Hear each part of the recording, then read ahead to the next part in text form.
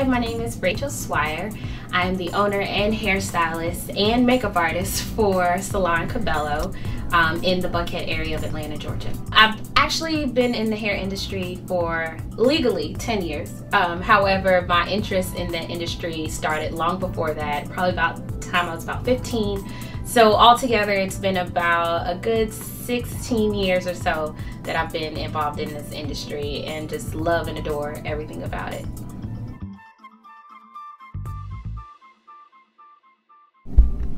I think image is primarily important for most women.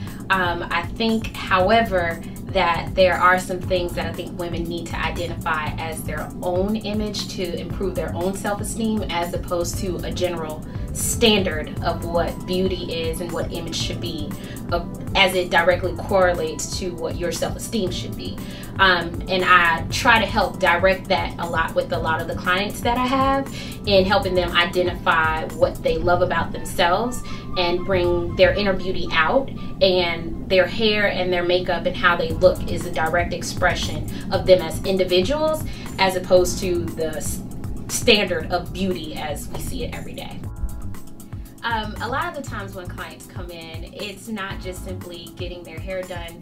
I do take the time to evaluate and talk to them and educate them about their individual hair, as well as how it pertains to their individual style. When you allow someone to understand what the beauty you see in them, once the service is complete, their temperament is a lot more radiant. It's a lot more, it comes from within. Their posture is different. The way that they think about themselves is different. They're a lot more sassy walking out. If I can hand out neck braces, I would, because there's a lot of this. But they enjoy themselves, and that's what it should be. You should be able to enjoy and celebrate the beauty that you have within, and that's something that we try to really impose when we have our clients come in.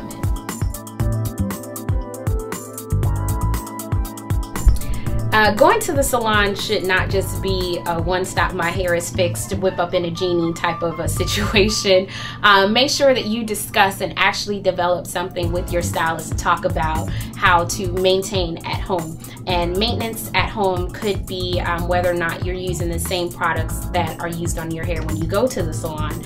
Maintenance could also be making sure that you're using proper nightly maintenance, as if you're wrapping your hair, if you're sleeping on a silk pillow, if you roll it at night, pin curl it. All of these things go into what will help to make your hair the healthiest that it can be. And a lot of the times, just talking about what you want to do and what you're willing to maintain, that makes a very huge difference as to how healthy and how consistent your hair can be and grow a lot healthier. When you are what I call going through a transition phase, is how I like to refer to it, because all situations dealing with the effects or negative effects on hair, I personally like to look at them as a transition and not something that's permanent. So one of those being mainly the general rule is stress. How that negatively affects hair. A lot of the times, a lot of people would like to think that stress is always something necessarily bad that's happening, and that's not necessarily always true. I've had examples of when people get engaged, it's always kind of like, it's a good thing, but at the same time, it can be stressful. Purchasing a new home, getting a job promotion, all of these things play into a role of stress, along with what we typically think as stress, losing a job or getting out of a bad relationship, stressing over a relationship. So all of these things, they all kind of go under the cloud of stress. And when that comes into play, you have to really know that that's something that's going on internally. It's a whole lot dealing with the stress hormones attacking your follicles, and that's what causes your hair to shed out and come out from the root. So when you're dealing with those sorts of things, you have to kind of know what to do to kind of backtrack and kind of slow that process down a little bit. So basically, you want to make sure that you take your vitamins. Biotin is always a good one, and there are a couple other ones that are on the market for hair, skin, and nails that will work very well. And also making sure if you have any access to any direct treatments dealing with the scalp, that also helps very well with making sure that you can kind of combat the stress issue. A lot of other things that can cause negative effects on your hair is dealing with your diet. I like to tell people, whether or not you are a healthy eater that went to just eating junk food, or if you're a junk food eater that goes into eating healthy food, anytime you switch up the way that your body takes in nutrition, it's going to show on your hair. So you really do have to take that into consideration. A lot of the times your hair shedding, which is it coming out from the root, a lot of the times when you see that, that is an indication that there's something that is changing internally inside of your body. So just make sure that you all kind of keep an eye on that part, and that'll help you out with not stressing out so much about your hair falling out on top of the other stresses that you may have with that. Also making sure that you have a very regular exercise schedule. That helps out quite a bit, because as you know, exercise does help with the flow of your body and the blood that's within your body. So making sure that you have a healthy exercise regimen, that will also help with decreasing stress.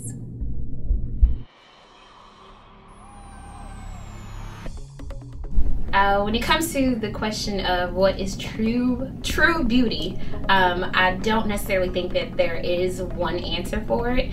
I think that when it comes to the definition of what is beauty, I believe that it boils down to celebrating someone's individuality. I guess the most general statement is beauty is in the eye of the beholder. However, I think everyone is so vastly different and should be celebrated for who they are and why they were put here. And to me, that is truly beautiful. Does self-esteem affect how you enter into a relationship? Self-esteem, it affects it quite a bit. I would like to think that a lot of the times when going into a relationship, your self-esteem, you project that onto other people to fix, and that's not necessarily their job.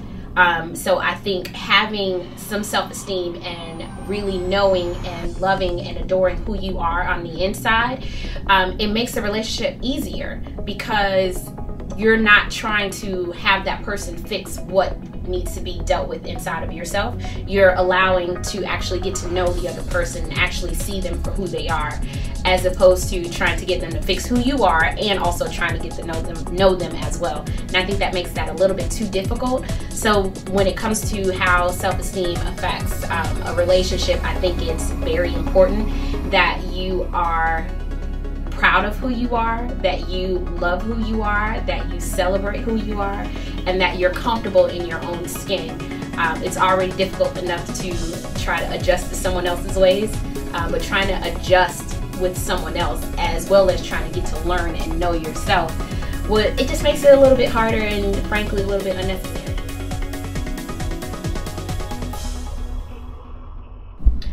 I think self-esteem killers. It's no surprise a lot of people probably feel the same way. I think a lot of magazine ads, a lot of influential videos, as well as music, as well as reality television. I think the image that is portrayed is something that people strive to do, and the problem with that is that not everyone is built the same. So if you take a look at what is being portrayed in magazines, videos, reality shows, it's kind of like cookie cutter almost, and so it kind of takes out what I feel like makes every person an individual. And so you have a lot of people attempting to have a certain look and be a one-size-fits-all, but that's not the way that we were meant to be.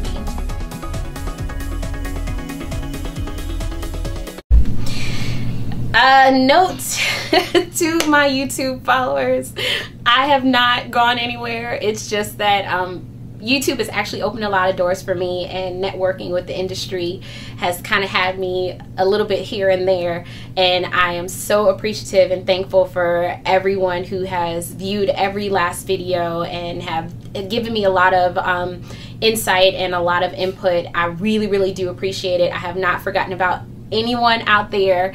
I will get back to doing videos. I just need to find time to make it work, and I have so much more to share. Within this year, I've learned a whole lot more. I've gotten exposure to a lot more products, a lot more techniques. So I will be coming back with something very, very soon. Please just don't forget about me.